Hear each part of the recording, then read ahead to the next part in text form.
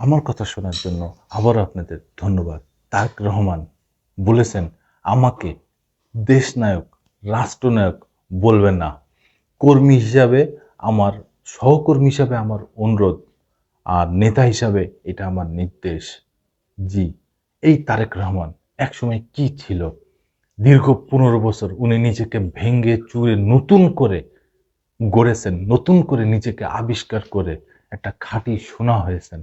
এখন তার কথাবার্তা দেখেন, একজন সাচ্চা রাজনীতিবিদের মতো, একজন সাচ্চা মানুষের মতো, এখন সাচ্চা নিট অ্যান্ড ক্লিন একটা মানুষ। তিনি তার কথা কি পরিপক্ক হয়েছেন, কত গ্রহণযোগ্য হয়েছেন, তার কথা দিয়েই আমরা বুঝতে পারছি। উনি হবেন আগামী রাষ্ট্রনায়ক, উনি হবেন আগামী এই দেশের, বাংলাদেশের কান্ডারি। হ্যাঁ, আমরা সেই তারেক রহমানের কথাই বলছি, যিনি মা হারা, দীর্ঘ ১৫ বছর মার সাথে দেখা করতে পারেন না।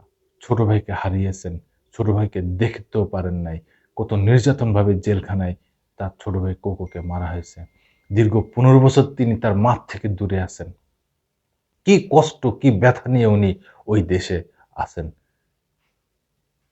এখন উনি অপেক্ষায় আছেন, কবে এই বাংলাদেশে ফিরবেন। আমরাও তার অপেক্ষায়। এই বিষয়ে দেশ রূপান্তর কি বলছে একটু জানি। বিএনপির ভারপ্রাপ্ত চেয়ারম্যান তারেক রহমান বলেছেন, একজন সহকর্মী ও আপনাদের নেতা হিসেবে অনুরোধ রইল, দয়া করে আমার নামের সাথে আজকের পর থেকে দেশনায়ক, রাষ্ট্রনায়ক ব্যবহার করবেন না। রাজধানীর কাকরাইলে ইনস্টিটিউট অব ডিপ্লোমা ইঞ্জিনিয়ার্স মিলনায়তনে রাষ্ট্র কাঠামো মেরামত ৩১ দফা জনশক্তি সম্পৃক্ত শীর্ষক কর্মশালায় এসব কথা বলেন তারেক রহমান। কর্মশালায় নেতা কর্মীদের প্রতি নির্দেশনা দেন বিএনপির শীর্ষ নেতা। এই সময় তিনি ৩১ দফা বাংলাদেশের ভবিষ্যৎ শাসন, বেকারত্ব দূর করা সহ নানা বিষয়ে আলোচনা করেন। তিনি বলেন, বাংলাদেশের গার্মেন্টস ও রেমিটেন্স শিল্পের বাইরে নতুন কর্মমুখর সেক্টর তৈরি করার সুযোগ ও সম্ভাবনা রয়েছে। আউটসোর্সিংয়ে মানুষ যেমন বেশি যুক্ত হতে পারে, সরকারিভাবে আমরা তা এনকারেজ করব। সংস্কার প্রসঙ্গে তারেক রহমান বলেন, বিএনপির পক্ষ থেকে দেশ ও জাতি নিয়ে যে চিন্তা, যখন দেশের এই বিষয়গুলো নিয়ে চিন্তা করেনি তখন বিএনপি ২৭ দফা দিয়েছিল। তিনি বলেন, আমরা এমন একটি দল যারা দেশ পরিচালনা করেছে, হয়তো অনেক কিছুই করতে পারেনি, হয়তো অনেক কিছু করেছি। এই সময় তিনি বিএনপির প্রতিষ্ঠাতা জিয়াউর রহমান সরকারের অবদান ও সিদ্ধান্তের কথা উল্লেখ করেন। এই সময় তিনি ৩১ দফাকে প্রান্তিক পর্যায়ে নিয়ে যাওয়ার জন্য নেতা কর্মীদের উঠোন বৈঠক করার আহ্বান জানান। তিতুমির কলেজ ছাত্রদলের এক নেতার বক্তব্য উদ্ধৃত করে তারেক রহমান বলেন, জনগণের অর্থনৈতিক ও রাজনৈতিক মুক্তি যদি না হয়, তাহলে এই সংস্কারই যদি কোনো কাজে লাগবে না। রাজনৈতিক মুক্তি হচ্ছে জনগণের কাছে জবাবদিহি।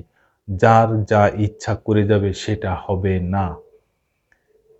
যেটা সরকারি দল হোক, বিরোধী দল হোক, এমপি হোক, মন্ত্রী হোক, জনগণের কাছে জবাব দিতে হবে।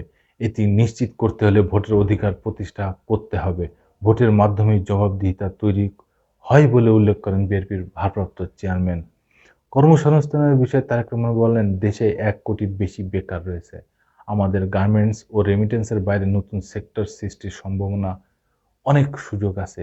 জি, এই তারেক রহমান নিজেকে ভেঙে চুরে নতুন করে গড়ে নতুন এক তারেক রহমান আছেন, নতুন এক বাংলাদেশের সম্ভাবনা দেখতেছেন, নতুন এক বাংলাদেশকে বিশ্বের দরবারে এগিয়ে নেওয়ার জন্য তার দৃঢ় প্রত্যয় এখন রয়েছেন।